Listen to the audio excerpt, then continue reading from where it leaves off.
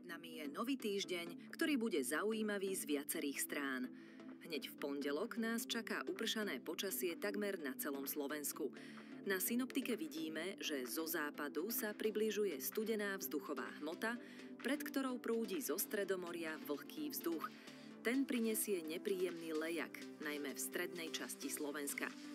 Intenzita dažďa bude priemerne okolo 5 mm za hodinu, miestami až 8 mm za hodinu a nie sú vylúčené ani slabé búrky. Model Aladin ukazuje zrážky 15 až 30 mm na veľkej časti územia, najmenej na krajnom východe, kde môže ojedinele nespadnúť ani kvapka, hoci šanca je malá. Model Icon posúva zrážky mierne na východ, no celkové úhrny sú podobné, okolo 10 až 30 mm, najviac v okolí Tatier na náveterných stranách. Posledný model už naznačuje aj prvé výraznejšie sneženie, najmä v Žilinskom kraji, kde môže napadnúť až okolo 10 cm.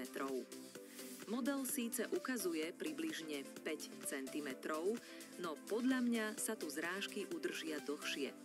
Zmena skupenstva na sneh by tu mala prísť vo večerných hodinách.